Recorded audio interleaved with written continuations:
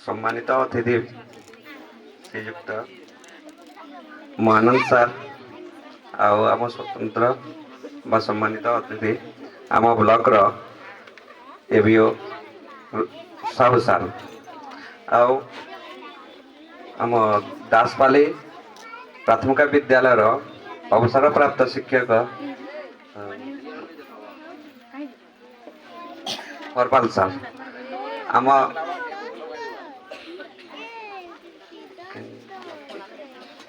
Ramji club रो president श्रीयुक्त साहू सार उपस्थित एठारे समस्त ग्रामवासी मानक आम यही विद्यालय वार्षिक उत्सव को स्वागत आउ मोर हार्दिक नमस्कार। मु समय को देखी एठे विशेष किसी कहू नहीं गोटे छोटिया कहानी माध्यम रे मु पिला मानको किछि कहिबा को जाउछि आउ मो वक्तव्य तापरे मु शेष करिबी। आम अंचल रे गोटे चित्रकार थिले जो चित्रकार के बहुत बढ़िया चित्र आंकुले आउ तांकर चित्र से गोटे चित्र को गोटे चित्रपटी को से 500 टंका रे बिक्री करुले। से प्रतिदिन गोटे चित्र आंकती आउ जाके बिक्री करती आउ तार मूल्य थिला 500 टंका। धीरे धीरे से वृद्ध हेले तांकर हाथ थरिया को लागिला आउ से चित्र आंकी पारिले नाही। से चिंता कले जे यही कार्यटी मो पुत्र को सिखाई देले तार भी किछि रोजगार हेइबो। से तार पुत्र को डाकिले आउ तांको चित्र आंकिबा सिखाइले।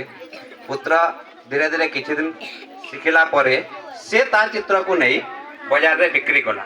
बाजार रे बिक्री करबा को जेते बेले गला सेठी तार चित्र बिकिकी से घर को फेरिला। बड़ उदास रे फेरिला। ता मनडा बहुत दुख थिला। बापा पचारिले कौन है कहीं मन दुख करिछु। पिलाटे उत्तर देला जे मो चित्र 100 टंका रे बिक्री हैला। तापरे ता बापा कहले आउ टिके परिश्रम कर आउ टिके भल के चित्र आंक। तापरे से पुणी चेष्टा कला। किछि दिन गला परे पुणी बाजार को नेला तार चित्रटी। ता चित्र बिकी कर आसिला परे पुणी मन दुख करी आसिला। बापा पचारिले कौन हैला आज। चित्र तो बिक्री हैला किंतु 200 टंका रे बिक्री हैला। बापा ताको कहले किछि चिंता कर नाही आउ टिके परिश्रम करिबा। तापरे आउ परिश्रम कले आउ चित्र आंकिबार बारीकी सब सिखाइले। सिखाइला परे पुणी चित्र आंकी बाजार को गला। बाजार रे देखिला तार चित्रटी 300 टंका रे बिक्री हैला। जेते बेले घर को फे मन दुख रे फेरिला बापा ताको कहले तोते कठिन परिश्रम करबा को पड़िबो आउ तोते सब किछि सिखिबा को पड़िबो। बहुत किछि सिखिबार अछि।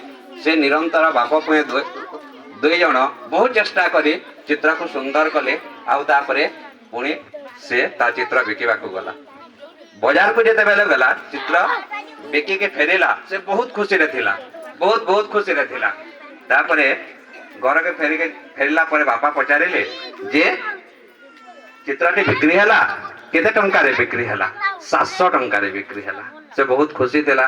बापा पचारिले चल आउ टिके मु तते सिखाई देबी जेमति तो चित्रटी 1000 टंका रे बिक्री हेबो। से किंतु कहिला तम चित्र तो जीवन सारा 500 टंका रे बिक्री होउची आ तमे मते कोन सिखाइबो जे मो चित्र 1000 टंका रे बिक्री हेबो।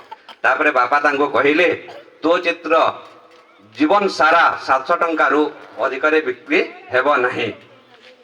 तापरे पोटे पचारिला काहे की कारण एई कथा मु भी मो बापा को कहितली। मो बापा जेते बेले एई चित्र को 200 टंका रे बिकुले मु 500 टंका जेते बेले बिकिले मु कहितली बापा को जे तम चित्र तो 200 टंका रे बिक्री होउची आ मो चित्र तो 500 टंका रे बिक्री होउची आ तमे मते कोन सिखाइबो। आज तू जेमिते मते कहूचो जे तू तो 500 टंका रो चित्रकार आ मते 700 टंका चित्रकार को कोन सिखाइबो। बेले ता बापा कहितले सिखिबार कोनोसी सीमा नाही। आमे प्रत्येक समय रे प्रत्येक बयस रे आमे सिखि पारिबा। छोटरू भी शिखा आ वृद्ध काल रे भी शिखा शिखबार कोनोसी बयस नाही। आ जदि आमे शिखबार जदि बंद नै करबा जीवन रे जने सफल मनीष होई पारमा। सेतल लगी जदि छुआ मन को आमे जदि आदे आगे जदि गोटे सफल मनीष हेबार लगी जदि आमे जदि चेष्टा करमा ବାଦେ ଛୁଆ ମାନଙ୍କୁ ଆଗକେ ବଢାବାର ଲାଗି କର୍ମା ବେଲେ ଛୁଆ ମାନଙ୍କର ସହିତ ତାଙ୍କର ମା ବାପା ସମସ୍ତଙ୍କୁ ଶିଖବାର କେ ପଡବା ଆଉ ସମସ୍ତେ ଶିଖିକରି ସେମାନେ ଆଦେ ନିଜର ଶିଶୁଙ୍କୁ ଆଗକୁ ବଢାଇ ପାରିବେ ଏତିକି କହି ମୋର ବକ୍ତବ୍ୟ ଶେଷ କରୁଛି।